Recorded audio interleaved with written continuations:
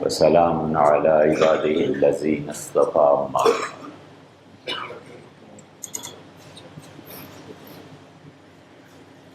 اللہ تعالیٰ نے انسانوں کی ارواح کا حشر اور جس کو جو سزا ملنی ہے اس سلسلے میں آج آخری گفتگو ہے۔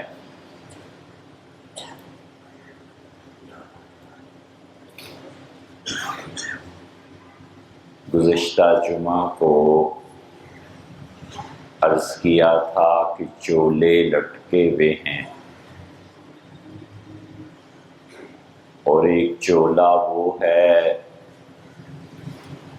جو بھیڑیے کی شکل میں ہے، اور انسان کو اختیار ہے اس کی روح کو کہ اس بھیڑیے کا جسم بنا لے، اس میں داخل ہو جائے۔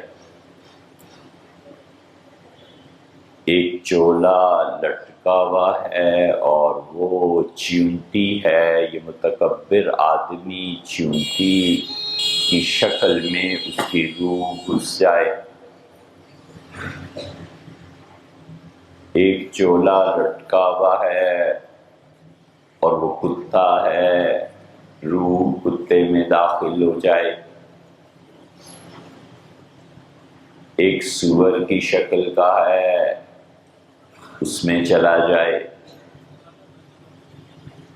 ایک چولا ایسا ہے کہ حقیقت میں وہ انسان ہے اور اس کی روح اس کائنات میں زندگی میں بھی رحمت ہے اور آخرت میں بھی اللہ کے ہاں وہ صحیح معیار پر پورا اٹھنے والا ہے، پورا اترتا ہے اس معیار پہ جو اللہ نے قائم کیا ہے، اور قیامت میں انسانوں کے اعمال جو ترازو میں ڈالے جائیں گے تو پلڑا اوپر کو اٹھے گا۔ دنیا میں قاعدہ اس سے مختلف ہے کہ وزنی پلڑا زمین کی طرف جھکتا ہے اور قیامت میں وہ اوپر کی طرف اٹھے گا۔ تو انسان جب تک اپنی روح پر محنت نہیں کرتا اور اسے بنانے کی کوشش نہیں کرتا بیکار ہے۔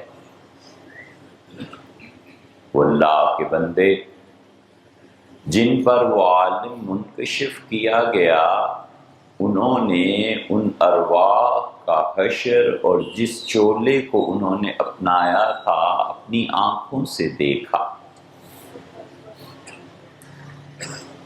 چنانچہ ابن مندہ کی روایت میں آتا ہے کہ حضرت طلحہ ابن عبید اللہ رضی اللہ عنہ حاضر ہوئے اور حضور اقدس صلی اللہ علیہ وسلم سے عرض کیا کہ اللہ کے رسول، میں کل رات اپنی زمینیں دیکھنے گیا تھا کہ فصلیں کیسی ہیں، کسی ضرورت سے گیا تھا تو میں نے وہاں پر قرآن کریم کی تلاوت کی آواز سنی۔ تو آپ نے فرمایا تم جانتے نہیں ہو کہ یہ عبداللہ بن عمر بن حرام کی قبر ہے؟ تو انہوں نے عرض کیا کہ اللہ کے رسول یہ اسے مرتبہ ملا ہے؟ تو فرمایا ہاں، موت کے بعد بھی اس آدمی کی روح کو اللہ نے یہ مقام دیا ہے کہ جنت میں یاقوت اور زبرجد ایک پتھر بہت قیمتی ہوتا ہے، اس کا ایک گھر ہے، اور یہ روح وہاں جا کر ٹھہرتی ہے اور پھر آتی ہے دنیا میں اور پھر یہ تلاوت کرتی ہے۔ عبداللہ ابن عمر رضی اللہ عنہ کہتے تھے کہ ایک مرتبہ یہ دنیا ان پر کھلی اور انہوں نے ابو جہل کو دیکھا ابو جہل چیخ رہا تھا کہ پانی دے دو، پانی دے دو۔ دنیا میں جو کرتا رہا حق اور سچائی کی مخالفت، آخرت میں اس نے اپنے انجام کو پا لی۔ انسان کی روح ناپاک ہوتی ہے در حقیقت ان تمام اشیاء سے جو دنیا میں ملوث ہوں اور دنیا کو دور کرے۔ تمام گناہوں کی اصل جڑ دنیا سے محبت ہے اور بس، اور اس سے بڑا عذاب کوئی نہیں ہے کہ دل اللہ کے علاوہ کسی اور کی محبت میں گرفتار ہو جائے۔ 4 درجے ہیں اور اچھی طرح ذہن میں رکھنے چاہیے۔ ایک درجہ ہے ضرورت کا، اور دنیا کہتے کسے ہیں؟ ادنا، جو چیز قریب ہو، اور جو چیز ہر وقت قریب رہے وہ اپنا مرتبہ اور مقام کھو دیتی ہے اور گھٹ جاتی ہے اور حقارت کی صورت پیدا ہو جاتی ہے۔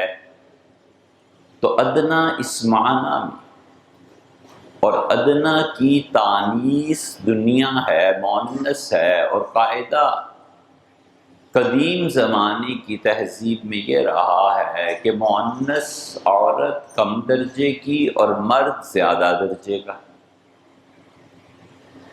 تو دنیا کو دنیا اس لیے کہتے ہیں کہ وہ حقارت کی چیز ہے، مؤنث ہے۔ تو ادنا سے دنیا، اور دنیا قابل نفرت، یہ لفظ ہی ایسا۔ اس لیے آدمی دنیا سے بچے، اور دنیا میں 4 درجے ہیں، اور ٹھنڈے دل سے غور کرے کہ میں کس درجے پر آتا ہوں۔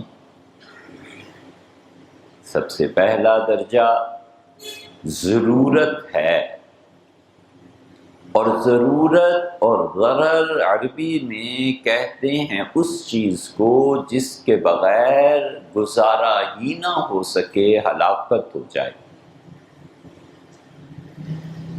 انسان کی ضرورت ہے کھانا، نہیں کھائے گا تو مر جائے گا۔ پینا ضرورت ہے، نہیں پیے گا تو مر جائے گا۔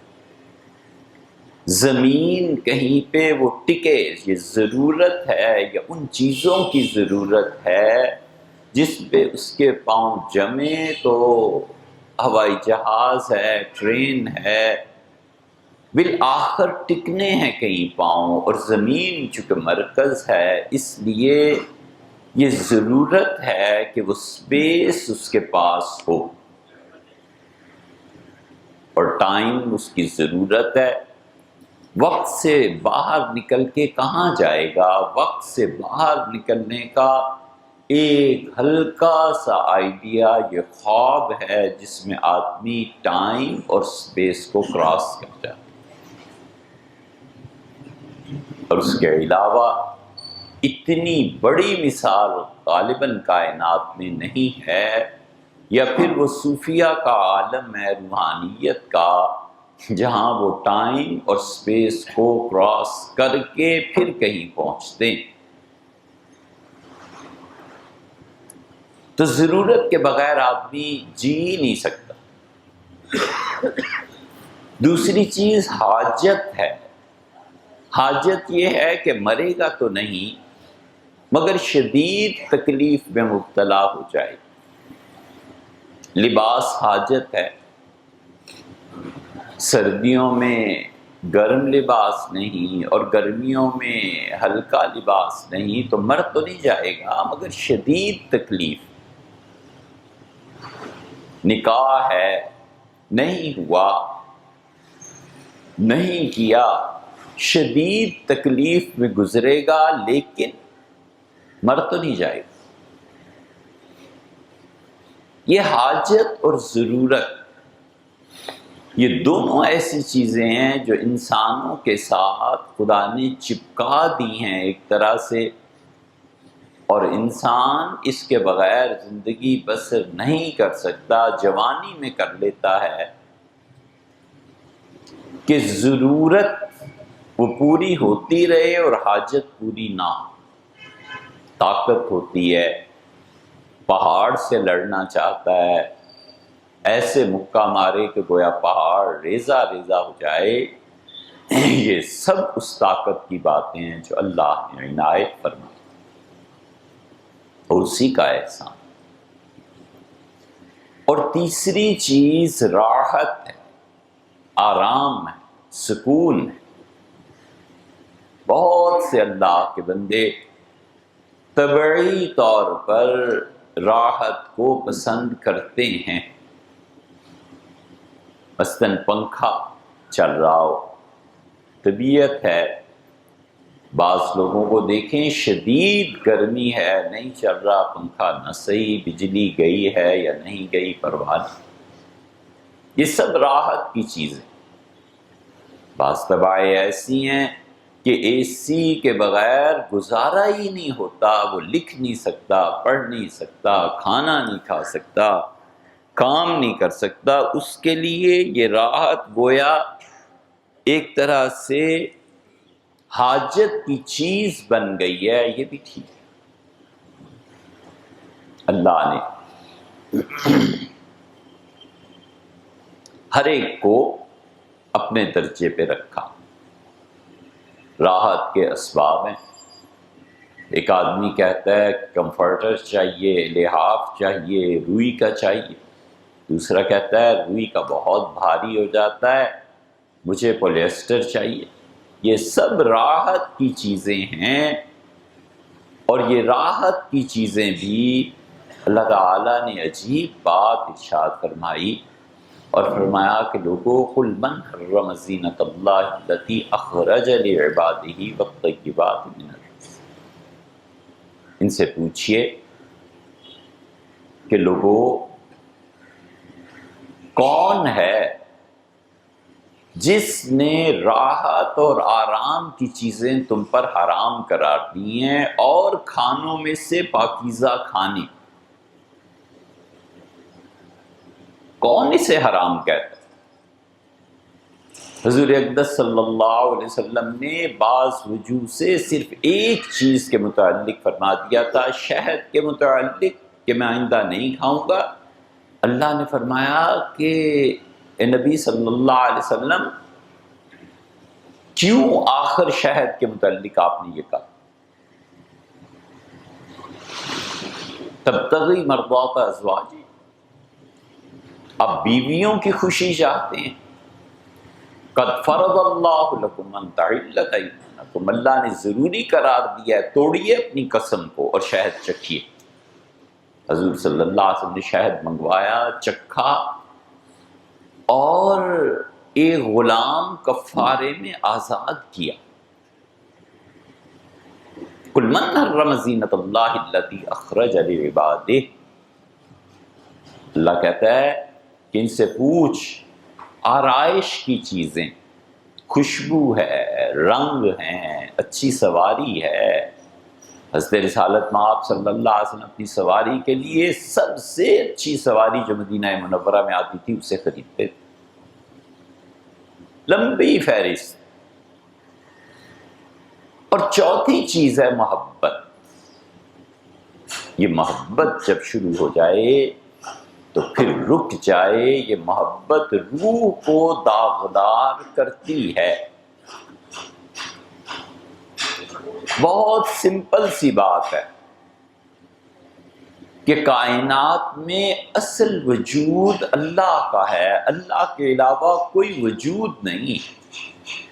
ہم، آپ، یہ پوری کائنات، یہ پوری دنیا اللہ کی دلیل ہیں، مصنوعات ہیں، خدا نے بنائی ہیں، ان میں سے کسی چیز کو بھی قیام اور قرار نہیں ہے۔ کل من علیہا فان، اور ہر وہ چیز جس کائنات میں ہے فنا ہو جائے گی، وَيَبْقَى وَجْهُ رَبِّكَ، اور تیرے پروردگار کی ذات قائم رہے گی، ذوالجلال والاکرام، جو بڑی عزت والا ہے، بڑے دبدبے اور رعب کا مالک۔ عمر بھر یاد رکھنے کی بات ہے۔ حضور اقدس صلی اللہ علیہ وسلم نے فرمایا زندگی میں جب بھی مشکل پیش آ جائے لذو بیا ذل جلال والاکرام، چمٹ جاؤ اللہ کے اس نام سے، بار بار پڑھو یا ذل جلال والاکرام، یا ذل جلال والاکرام، یا ذل جلال والاکرام۔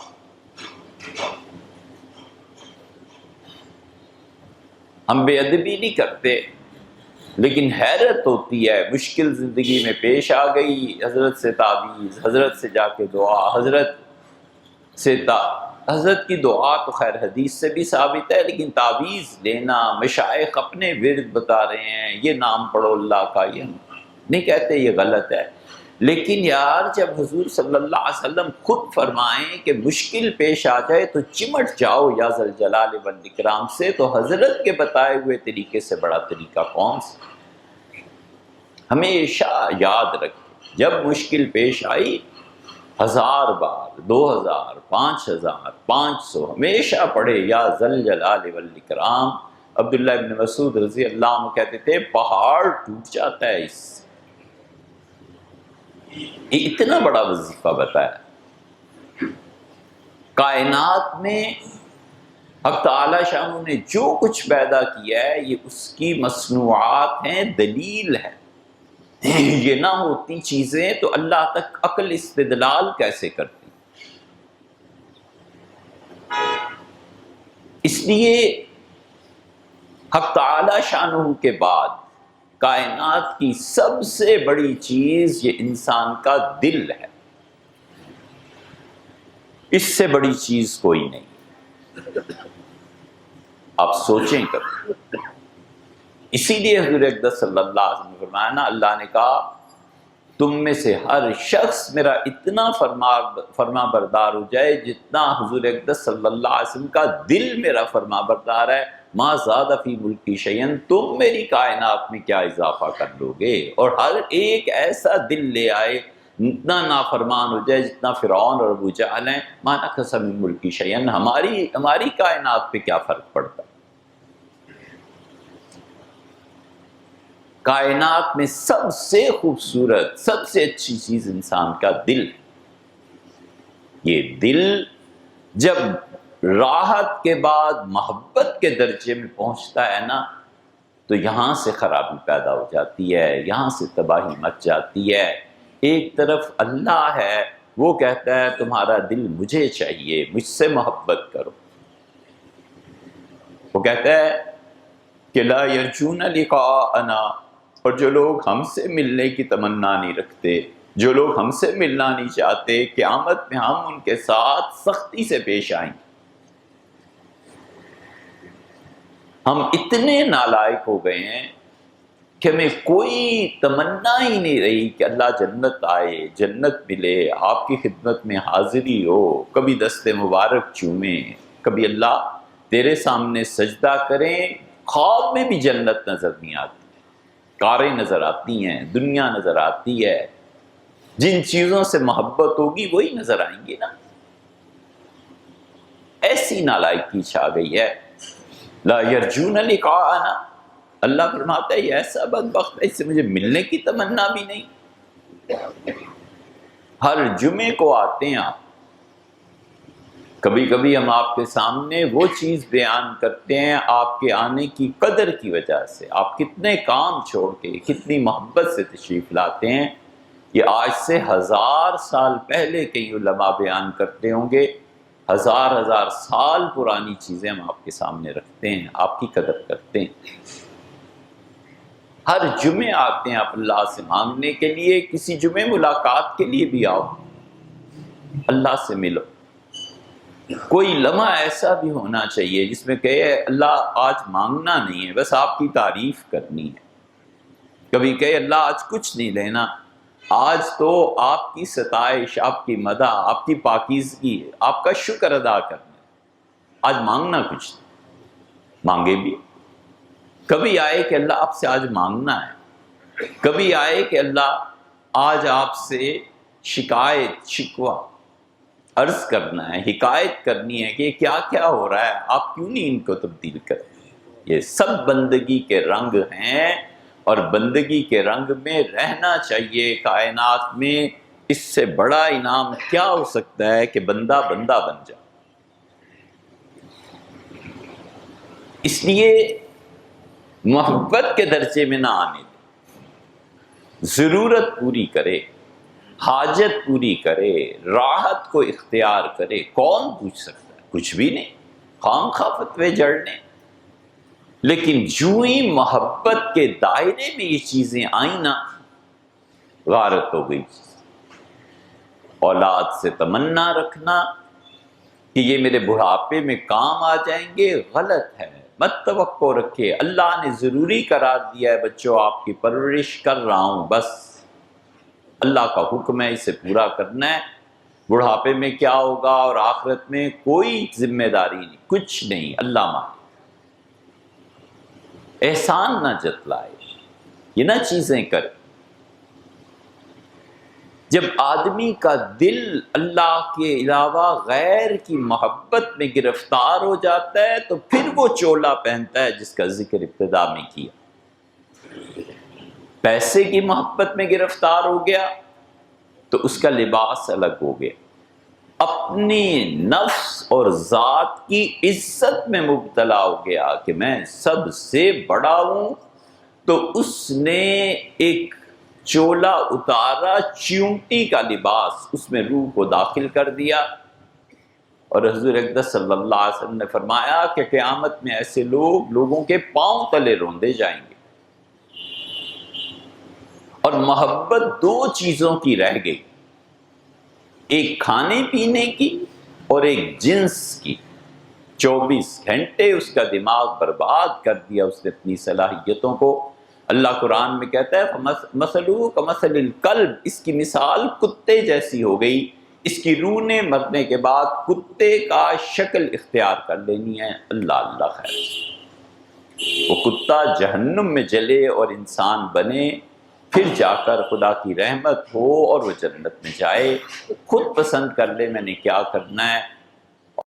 محبت اس سے ہو گئی کہ پیسہ، عہدہ، سب کچھ ہے، ایک چیز رہ گئی ہے، بے حیائی، کہ پیسے کو میں نے اس فیلڈ میں خرچ نہیں کیا، اب دنیا جہان کی عورتیں اور مرد میرے لیے ہیں، اور وہ ہر دن نیا چہرہ دیکھنا چاہتا ہے۔ یہ سیدھی سادی سی بات ہے کہ روح نکلی اور سور کا چولا اس نے پہن لیا بے حیائی کا۔ اب وہ جتنے سال بھی جہنم میں چلے، یہ اس کے اختیار کا غلط استعمال ہے جو اللہ نے انسانوں کو دیا ہے۔ اگر خدا ان لوگوں کو نہ پکڑے اور اللہ ان لوگوں کو برباد نہ کرے، اللہ نے فرمایا ہے کہ اگر ہم ظالموں کو نہ پکڑیں اور اگر ہم ظالموں کی بے خونی نہ کریں، لَهُدَّمَتْ صَوَامِعُ وَبِیَعُ، تو لوگوں گرجے مٹ جائیں، لوگوں یہودیوں کی عبادت گاہیں مٹ جائیں، مساجد، مسجدیں مٹ جائیں، صوامع جہاں پر غیر مسلم عبادت کرتے ہیں، یہ چیزیں یذکرون، اور وہ ذکر کرتے ہیں اللہ کی یاد، اللہ کا نام جن خانقاہوں میں بلند ہوتا ہے وہ خانقاہیں مٹ جائیں۔ ان خانقاہوں میں مشائخ محنت کرا کے بندہ بناتے تھے، لیتے کچھ نہیں تھے، بس کہتے تھے بندے بنو، انسان بنو، تاکہ آخرت آسان ہو جائے۔ اس لیے ہم سب کو سوچنا چاہیے کہ میں ضرورت کے درجے میں زندگی میں چیزیں اختیار، بالکل ٹھیک ہے، ضرورت کے بعد یہ میری حاجت ہے، بڑی تکلیف، بالکل ٹھیک ہے، راحت ہے تو بھی ٹھیک ہے، محبت نہیں۔ محبت کا مورد اللہ کی ذات پاک کے علاوہ کچھ نہیں، اور جب محبت کا جذبے کا ورود اپنی صحیح جگہ پہ اللہ کے لیے ہوتا ہے تو جس نے بھی محبت کا مزہ چکھا ہے اس کے لیے نیند، سردی، گرمی کچھ باقی نہیں رہتا۔ اسی لیے حضور صلی اللہ علیہ وسلم نے فرمایا جو شخص نماز کے بعد نماز کے انتظار میں رہتا ہے کہ اگلی نماز ہے پھر وہ پڑھنی ہے، تو اب محبت ہے تو ہی تو حاضری دینی ہے نا۔ اور فرمایا جو مکارہ میں وضو کرتا ہے، شدید سردی ٹھنڈا پانی وضو کر رہا ہے، گرمی اور نلکے سے گرم پانی آ رہا ہے اور وضو کر رہا ہے، حضور اقدس صلی اللہ علیہ وسلم نے فرمایا جو آدمی اس وقت وضو کرتا ہے اور مسجد میں حاضری دیتا ہے شدید اندھیرے میں بھی اور بارش میں بھی، سردیوں میں بھی اور گرمیوں میں بھی، فجر میں اور عشاء میں، دو نمازوں میں، فرمایا یہ سب لوگ ایسے ہیں جن کو قبر کا عذاب نہیں ہو۔ اللہ کی محبت سیدھا جنت میں لے جائے گی، عرش پہ لے جائے گی۔ ہم سب کے سوچنے کی بات ہے کہ ہم کس درجے میں زندگی گزاریں۔